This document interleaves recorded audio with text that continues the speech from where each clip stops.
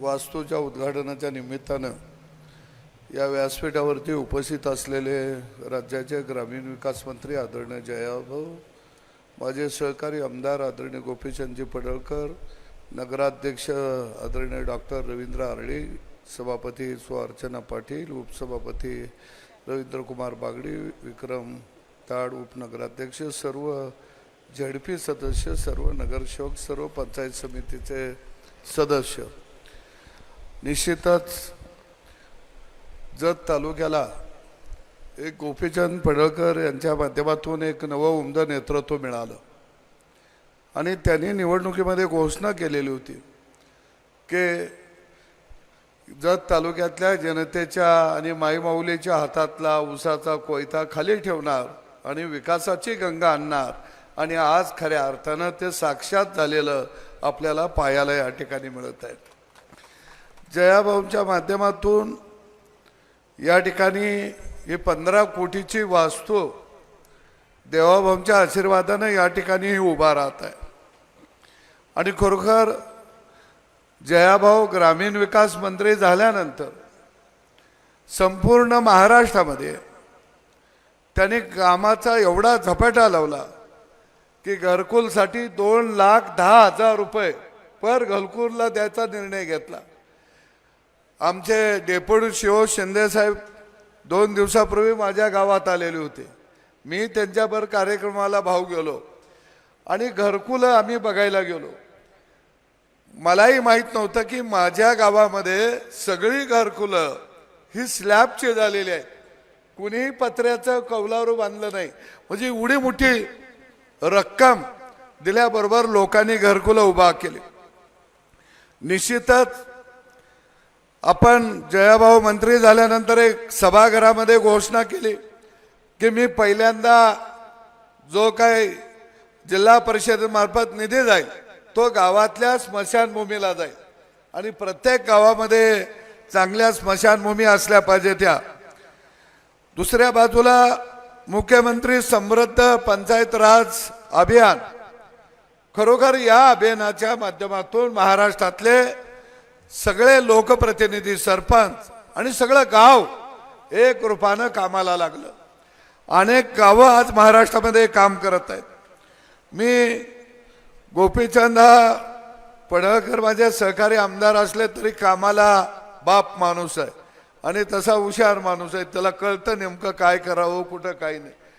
जत तालुक्याला देवभूमी म्हणून घोषणा केली। ती घोषणा कुणाला करायला लावली? जयाभाऊला। का करायला लावली? तर देवस्थानला फंड देवभूमी बनवायची असेल तर भाऊच देऊ शकता, या बरोबर भाऊला पकडला आणि घोषणा करायला लावली।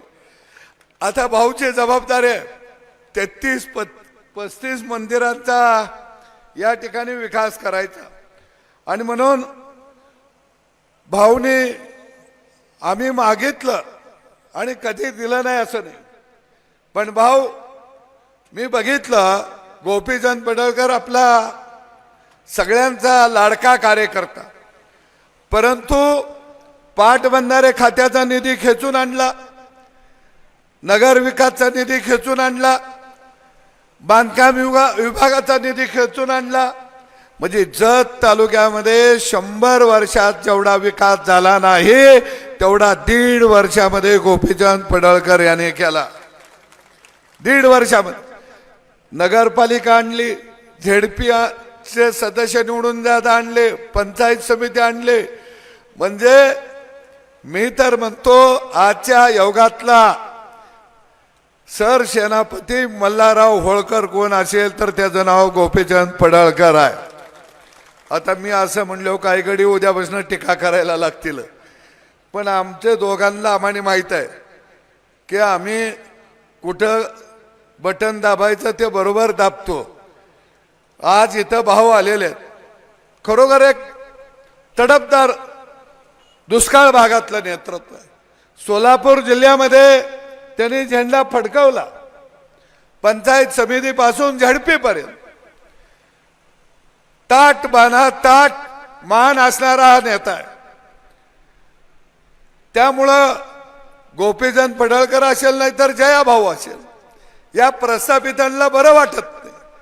एखादा वार केला की त्यांना वाटतं यांनी का केला, हे आमच्या बरोबरीचे नाहीत. पण या प्रस्थापितांना सांगतो, हे आता बरोबरीचं नाही तर तुमच्या छाताडावर पाय देऊन देवाभाऊच्या पाठीशी खंबीरपणानं उभा राहिलेले आहे. आणि म्हणून मी धन्यवाद देईन भाऊंना की तुम्ही जत तालुक्याला भर भरून दिलं, मागाल ते तुम्ही देत. गोपीचंद पडळकर साहेबांचा अर्ज आला, तातडीनं कार्यवाही करावी, तातडीनं प्रस्ताव सादर करावा.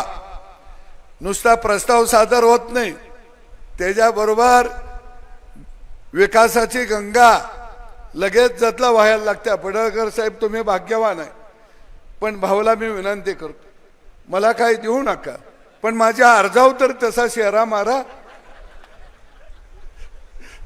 निदान मला बरं वाटेल, संध्याकाळी झोप लागल, बाबा आपल्या अर्जावर शेरा मिळालाय. ओ आरळे साहेब, आरळे साहेब सध्या खुश आहे.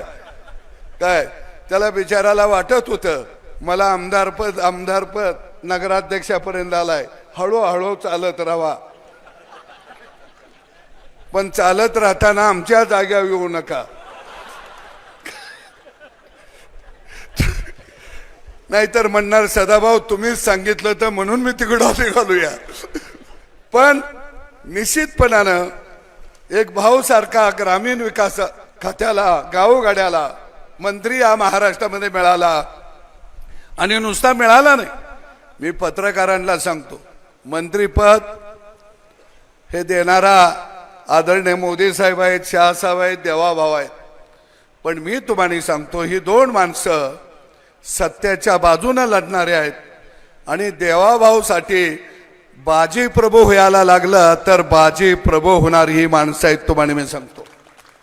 कारण आम्हा सगळ्यांना, गोपीचंद पडळकर असतील, मी असेल, आम्हाला एकच अपेक्षा आहे की आमचा नेता जो सर्वसामान्य माणसाला बरोबर घेऊन या महाराष्ट्राचा विकास करतोया, प्रस्थापितांना गाडायचं हिम्मत दाखवून प्रस्थापितांच्या विरोधामध्ये विस्थापितांना घेऊन जातोया, हे नेतृत्व जपलं पाहिजे. हे नेतृत्व विस्थापिताचं आहे. आणि म्हणून खऱ्या अर्थाने या महाराष्ट्रामध्ये पडळकर साहेब असतील, नाही जयकुमार गोरे साहेब असतील, हे छाती ठोकपणे काम करत आहेत. कारण आम्हाने देवाभाऊचा विकासाचा मंत्र गावागावामध्ये घेऊन जायचा आहे. पडळकर साहेब तुम्ही तरुण आहे,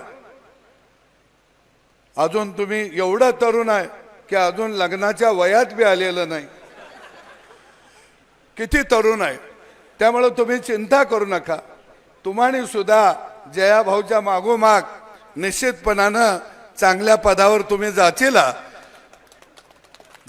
म्हणलो, गडे टाळ्या वाजवायला लागलं. पण तुम्ही दोघं किती बी वर जावा, जाताना मला दाबत दाबत घेऊन जावा. काहीतरी गडीच जायचं आणि मी मागच राहायचं, असं काही करू नका. पण तुम्ही चिंता करू नका. तुम्ही मला जर नाही घेऊन गेला आणि विमानात जरी बसला तर मी विमानाला कासरा टाकणार आणि त्याला धरून येणार. कारण आम्ही एक कुटुंब म्हणून, जीवाभावाचे खऱ्या अर्थानं जयाभाऊ आणि मी वागलो. मी एक किस्सा जाता जाता सांगतो. मी मंत्री होतो, सभागृहामध्ये एखादा प्रश्न मला नवा असल्यामुळं आणि ग्रामीण भागात शेतकरी चळवळीवर काम केलेलं, विरोधक गडी धावत याचं, आता गडी आला, ह्याला कुठंतरी आपण कोंडाळ्यात पकडूया. मी बोलायला अडकाळायला लागलो की जयाभाऊ पुढे विरोधी पक्षात होते. आपला बसायचं आसन सोडून जयाभाऊ एवढे पळत जोरात सुटायचे, म्हणजे जसं जंगलात शिकारीला गेल्यावर जसा शिकारी पळतो तसं जयाभाऊ पळत यायचा आणि माझ्याजवळ बसायचा आणि बोल भाऊ, बोल भाऊ. मी म्हणायचा काय बोल, काय बी बोल, पण बोल. आणि मग मी बोलायला लागायचा. समोरचं म्हणायचं प्रश्न वेगळा आहे, बोलता वेगळं. भाव म्हणायचं बरोबर आहे, बोल.